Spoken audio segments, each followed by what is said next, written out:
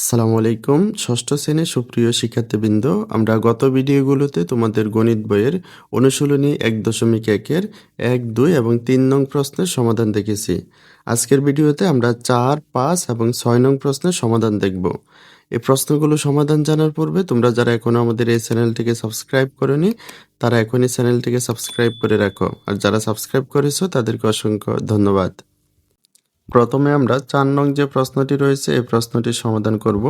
আমাদের এই প্রশ্নটিতে বলা হয়েছে ৯ অঙ্কের বৃহত্তম ও ক্ষুদ্রতম সংখ্যা লিখো।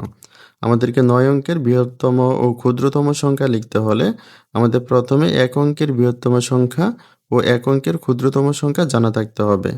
আমরা জানি ১ অঙ্কের বৃহত্তম সংখ্যা হচ্ছে ৯। এখন আমাদেরকে ৯ অঙ্কের বৃহত্তম সংখ্যা লিখতে হলে এখানে আমাদেরকে পরপর ৯টি ৯ লিখতে হবে। এখানে যদি আমরা পরপর ৯টি ৯ লিখি, তাহলে আমরা এখানে যে সংখ্যাটি পাবো সেটি হচ্ছে আমাদের ৯ অঙ্কের বৃহত্তম সংখ্যা। একইভাবে আমাদের ৯ অঙ্কের ক্ষুদ্রতম সংখ্যা লিখতে হলে আমাদের প্রথমে ১ অঙ্কের ক্ষুদ্রতম সংখ্যা জানা থাকতে হবে। আমরা জানি সবচেয়ে ক্ষুদ্রতম অঙ্ক হচ্ছে ০, কিন্তু এখানে যদি আমরা পরপর ৯টি ০ লিখি তাহলে সংখ্যাটি কিন্তু ০ই থেকে যাবে। তাই আমাদের ক্ষুদ্রতম সংখ্যা লেখার ক্ষেত্রে আমাদের প্রথমে সর্ববামে সবচেয়ে ছোট সার্থক অঙ্ক ১ লিখতে হবে। তারপর এখানে আমাদের পরপর ৮টি ০ লিখতে হবে। তো এখানে আমরা প্রথমে ১ লিখে তারপর পরপর ৮টি ০ লিখলে আমরা যে সংখ্যাটি পাবো সেটি হচ্ছে আমাদের ৯ অঙ্কের ক্ষুদ্রতম সংখ্যা। তাহলে এটি হচ্ছে আমাদের ৯ অঙ্কের বৃহত্তম সংখ্যা আর এটি হচ্ছে আমাদের ৯ অঙ্কের ক্ষুদ্রতম সংখ্যা। কিন্তু আমাদের ৯ অঙ্কের বৃহত্তম সংখ্যা এবং ৯ অঙ্কের ক্ষুদ্রতম সংখ্যা লেখার পূর্বে এখানে আমাদের একটি সংক্ষিপ্ত বিবরণ লিখতে হবে। প্রথমে আমরা ৯ অঙ্কের বৃহত্তম সংখ্যা লেখার জন্য যে বিবরণটি লিখতে হবে সেটি দেখব। আমাদের ৯ অঙ্কের বৃহত্তম সংখ্যা লেখার জন্য আমরা প্রথমেই লিখব ১ অঙ্কের বৃহত্তম সংখ্যা ৯। তারপর এখানে আমরা লিখব অঙ্কপতনের যে কোনো অবস্থানে ৯ এর স্থানীয় মান বৃহত্তম হবে। অঙ্কপতনের যে কোনো অবস্থানে ৯ এর স্থানীয় মান বৃহত্তম হবে বলতে কি বোঝায় এটি বোঝার জন্য এখানে আমি একটি সংখ্যা লিখেছি ৯৯৯৯। আমাদের ৯৯৯৯ এর এককের ঘরে রয়েছে ৯, যার স্থানীয় মান হচ্ছে ৯। এখন এখানে আমাদের এককের ঘরে ৯ ব্যতীত অন্য কোনো অঙ্ক যদি থাকতো সেই অঙ্কগুলোর স্থানীয় মান অবশ্যই ৯ এর চেয়ে ছোট হতো। অর্থাৎ এখানে আমাদের এককের ঘরে ৯ এর স্থানীয় মান সবসময় বড় হয়। তারপর এখানে আমাদের দশকের ঘরে রয়েছে ৯, যার স্থানীয় মান হচ্ছে ৯০। এখন দশকের ঘরে ৯ ব্যতীত অন্য কোনো অঙ্ক থাকলে সেই অঙ্কগুলোর স্থানীয় মান অবশ্যই ৯০ অপেক্ষা ছোট হতো। অর্থাৎ এখানে আমাদের দশকের ঘরে ৯ এর স্থানীয় মান সবসময় বড় হবে। তারপরে এখানে আমাদের শতকের ঘরে রয়েছে ৯, যার স্থানীয় মান হচ্ছে আমাদের ৯০০। এখন এখানে আমাদের শতকের ঘরে ৯ ব্যতীত অন্য কোনো অঙ্ক থাকলে সেই অঙ্কগুলোর স্থানীয় মান অবশ্যই ৯০০ অপেক্ষা ছোট হবে। অর্থাৎ এখানে আমাদের শতকের ঘরে ৯ এর স্থানীয় মান সবসময় বড় হয়। তারপরে এখানে আমাদের হাজারের ঘরে রয়েছে ৯, যার স্থানীয় মান হচ্ছে ৯০০০। এখন এখানে আমাদের হাজারের ঘরে ৯ ব্যতীত অন্য কোনো অঙ্ক থাকলে সে অঙ্কগুলোর স্থানীয় মান অবশ্যই ৯০০০ অপেক্ষা ছোট হবে। অর্থাৎ এখানেও আমাদের হাজারের ঘরেও ৯ এর স্থানীয় মান সবসময় বড় হচ্ছে। অর্থাৎ এখানে আমাদের অঙ্ক পতনের যে কোনো অবস্থানে ৯ এর স্থানীয় মান সবসময় বৃহত্তম হবে। তো এখানে আমরা লিখব অঙ্ক পতনের যে কোনো অবস্থানে ৯ এর স্থানীয় মান বৃহত্তম হবে। তারপর এখানে আমরা লিখব সুতরাং ৯টি ৯ পরপর লিখলেই ৯ অঙ্কের বৃহত্তম সংখ্যা পাওয়া যায়। তারপরে আমরা লিখব সুতরাং নির্ণেয় বৃহত্তম সংখ্যা। এখানে আমরা পরপর ৯টি ৯ লিখব। তারপর এখানে আমরা কমা বসাবো। আমাদের কমা বসানোর নিয়ম হচ্ছে আমাদের প্রথম ৩ অঙ্ক পরে একটি কমা বসাতে হবে। তারপর প্রতি ২ অঙ্ক পরপর ২ বার কমা বসাতে হবে। এখন আমরা ৯ অঙ্কের ক্ষুদ্রতম সংখ্যাটি লেখার জন্য যে বিবরণটি লিখতে হবে সেটি আমরা দেখব। তো এখানে আমাদের ৯ অঙ্কের ক্ষুদ্রতম সংখ্যা লেখার জন্য আমরা প্রথমে লিখব ক্ষুদ্রতম অঙ্ক হলো ০। তারপর এখানে আমরা লিখব পরপর ৯টি ০ লিখলে সংখ্যাটি শূন্যই থাকে। সুতরাং সর্ববামে সার্থক ক্ষুদ্রতম অঙ্ক ১ লিখে পরপর ৮টি ০ বসালে ক্ষুদ্রতম সংখ্যাটি পাওয়া যায়। তারপরে আমরা লিখব সুতরাং নির্ণেয় ক্ষুদ্রতম সংখ্যা। তারপর এখানে আমরা ৯ অঙ্কের ক্ষুদ্রতম সংখ্যাটি লিখব। আমরা ৯ অঙ্কের ক্ষুদ্রতম সংখ্যাটি লেখার পর আমরা প্রথমে কমা বসাবো। আমাদের কমা বসানোর নিয়ম হচ্ছে আমাদের প্রথম ৩ অঙ্ক পরে আমরা একটি কমা বসাবো। তারপর প্রতি ২ অঙ্ক পরপর ২ বার কমা বসাবো। তাহলে এটি হচ্ছে আমাদের ৯ অঙ্কের ক্ষুদ্রতম সংখ্যা। এখন আমরা ৫ নং যে প্রশ্নটি রয়েছে এই প্রশ্নটির সমাধান করব। এখানে আমাদেরকে বলা হয়েছে একই অঙ্ক মাত্র একবার ব্যবহার করে 7 অঙ্কের বৃহত্তম ও ক্ষুদ্রতম সংখ্যা গঠন করো। অর্থাৎ এখানে আমাদের যে 7টি অঙ্ক দেওয়া রয়েছে, আমাদের এই 7টি অঙ্কের প্রতিটি অঙ্ককে আমরা মাত্র একবার করে ব্যবহার করতে পারবো। প্রতিটি অঙ্ককে মাত্র একবার করে ব্যবহার করে আমাদের 7 অঙ্কের বৃহত্তম সংখ্যা ও 7 অঙ্কের ক্ষুদ্রতম সংখ্যা গঠন করতে বলা হয়েছে। তো এখানে আমাদের 7 অঙ্কের বৃহত্তম কিংবা ক্ষুদ্রতম সংখ্যা যেটি আমরা গঠন করি না কেন, এখানে আমাদের প্রথমে একটি লাইন লিখে নিতে হবে। এখানে আমরা প্রথমে লিখে নিব অঙ্কপাতনের যে কোনো অবস্থানে বৃহত্তর অঙ্কের স্থানীয় মান ক্ষুদ্রতর অঙ্কের স্থানীয় মান অপেক্ষা বড় হবে, যেটি আমরা ইতোমধ্যে 9-এর স্থানীয় মান নির্ণয় করার মাধ্যমে জেনেছি। অঙ্কপাতনের যে কোনো অবস্থানে বড় অঙ্কের স্থানীয় মান সবসময় বড় হবে আর ছোট অঙ্কের স্থানীয় মান সবসময় ছোট হবে। তো এখানে আমরা প্রথমে এই লাইনটি লিখে নেব।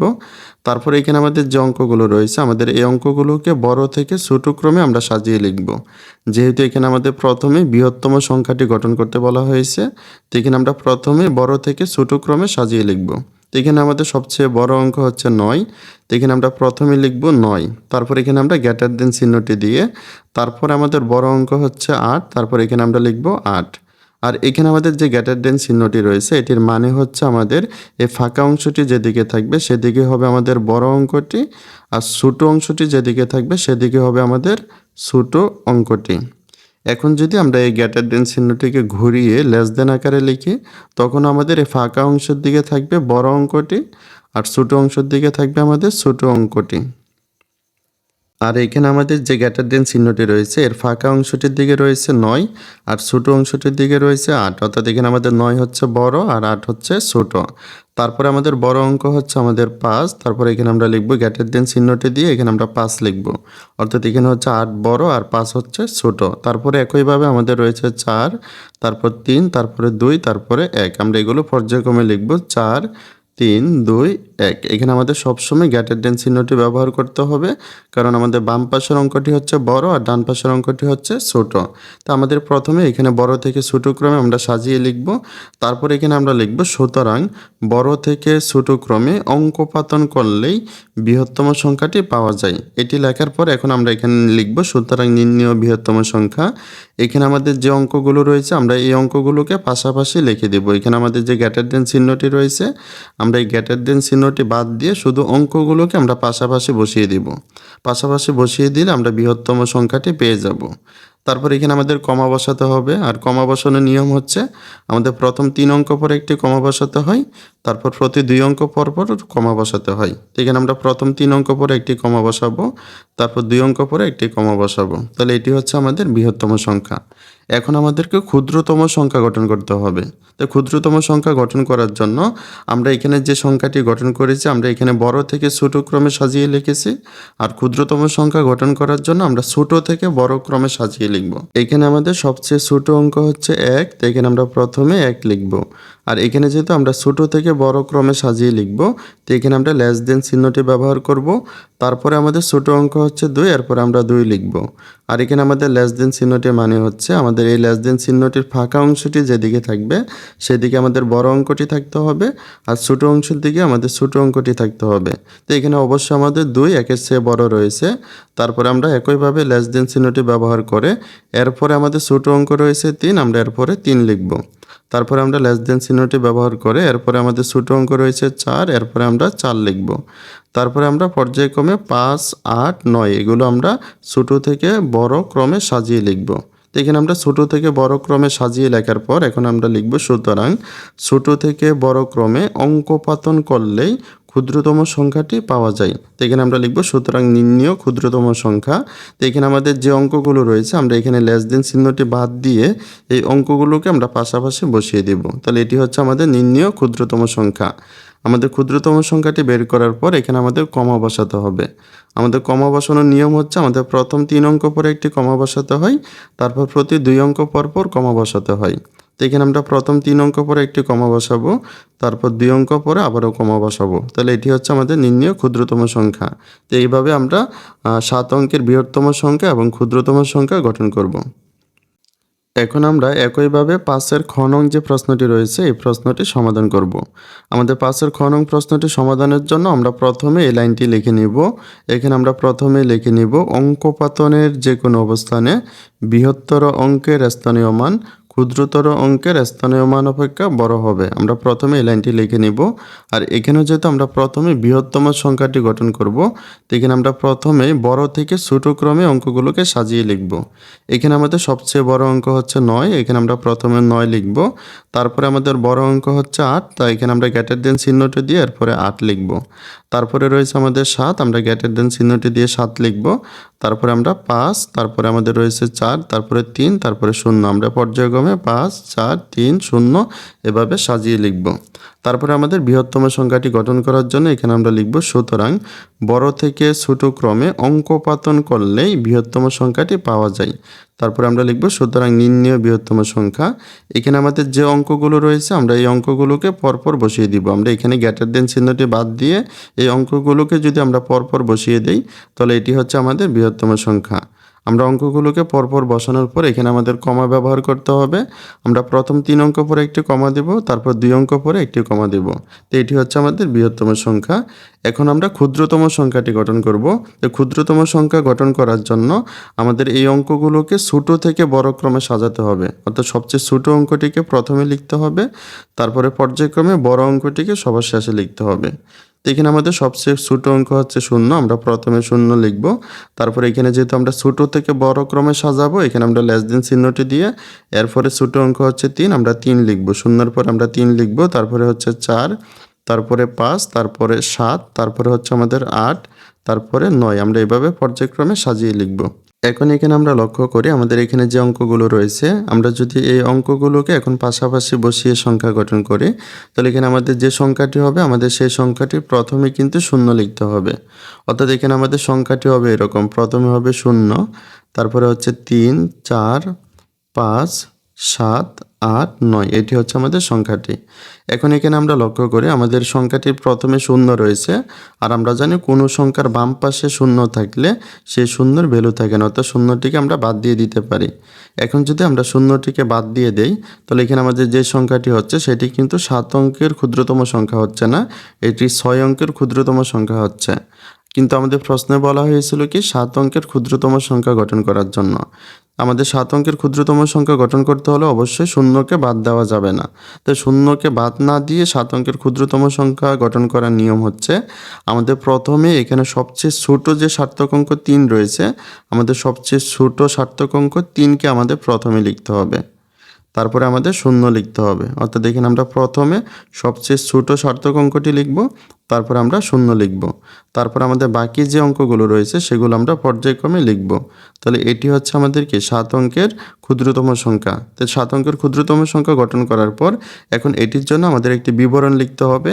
এখানে আমরা লিখব, সুতরাং ছোট থেকে বড় ক্রমে অঙ্কপাতন করলেই ক্ষুদ্রতম সংখ্যাটি পাওয়া যাবে, কিন্তু সর্ববামে 0 বসালে প্রাপ্ত সংখ্যাটি অর্থবোধক 7 অঙ্কের সংখ্যা না হয়ে সংখ্যাটি 6 অঙ্কের হবে। অতএব 0 বাদে ক্ষুদ্রতম অঙ্কটি সর্ববামে লিখে 0 সহ অন্যান্য অঙ্কগুলো ছোট থেকে বড় ক্রমে লিখলে ক্ষুদ্রতম সংখ্যাটি পাওয়া যাবে। সুতরাং নির্ণেয় ক্ষুদ্রতম সংখ্যা, অর্থাৎ এখানে আমরা প্রথমে 3 লিখব, তারপরে 0 লিখব, তারপর আমাদের বাকি অঙ্কগুলো আমরা পর্যায়ক্রমে লিখব। তারপরে আমরা কমা বসাবো। আমরা প্রথম 3 অঙ্ক পরে একটি কমা বসাবো, তারপর প্রতি 2 অঙ্ক পর কমা বসাতে হয়, আমরা 2 অঙ্ক পরে একটি কমা বসাবো। তাহলে এটি হচ্ছে আমাদের নির্ণেয় 7 অঙ্কের ক্ষুদ্রতম সংখ্যা, আর এটি হচ্ছে আমাদের 7 অঙ্কের বৃহত্তম সংখ্যা। এখন আমরা 6 নং যে প্রশ্নটি রয়েছে এই প্রশ্নটির সমাধান করব। এখানে আমাদেরকে বলা হয়েছে 73,455 এর অঙ্কগুলো বিপরীতভাবে সাজালে যে সংখ্যা হয় তা কথায় প্রকাশ করো। অর্থাৎ এখানে আমাদের যে সংখ্যাটি রয়েছে, আমাদের এই সংখ্যাটিতে যে অঙ্কগুলো রয়েছে সেই অঙ্কগুলোকে বিপরীতভাবে সাজালে আমরা যে সংখ্যাটি পাবো সেই সংখ্যাটিকে কথায় প্রকাশ করতে বলা হয়েছে। সেই সংখ্যাটিকে কথায় প্রকাশ করার জন্য আমরা প্রথমে প্রদত্ত সংখ্যাটি লিখে নিব। তো এখানে আমরা প্রথমে লিখে নিচ্ছি প্রদত্ত সংখ্যা। এখানে আমরা প্রথম 3 অঙ্ক পরে একটি কমা ব্যবহার করে এখানে আমরা লিখে নিলাম 73,455। তারপরে যেহেতু আমাদেরকে বিপরীতভাবে সাজাতে বলা হয়েছে, তো এখানে আমরা লিখব বিপরীত ক্রমে সাজালে সংখ্যাটি হবে। বিপরীত ক্রমে সাজালে সংখ্যাটি হবে, এই কথাটি লেখার পর এখানে আমরা প্রথমে বিপরীত ক্রমে সাজিয়ে নিব। অর্থাৎ আমাদের এখানে শেষের যে অঙ্কটি রয়েছে সেটিকে আমরা প্রথমে লিখব, আর প্রথমের অঙ্কটিকে আমরা পর্যায়ক্রমে শেষে লিখব। তো এখানে আমাদের শেষে রয়েছে 5, এখানে আমরা প্রথমে 5 লিখব। তারপরে রয়েছে আমাদের 5, এখানে আমরা আবারও 5 লিখব। তারপরে রয়েছে 4, এখানে আমরা এরপরে 4 লিখব। তারপরে রয়েছে 3, এখানে আমরা 3 লিখব। তারপরে রয়েছে 7, এখানে আমরা 7 লিখব। তারপরে এখানে আমরা প্রথম 3 অঙ্ক পরে কমা ব্যবহার করব। তাহলে বিপরীত ক্রমে সাজালে আমরা যে সংখ্যাটি পেয়েছি সেটি হচ্ছে আমাদের 55,437। আর এটিকে যেহেতু আমাদেরকে কথায় প্রকাশ করতে বলা হয়েছে, তো এখানে আমরা লিখব সুতরাং সংখ্যাটিকে কথায় প্রকাশ করলে হবে 55,437।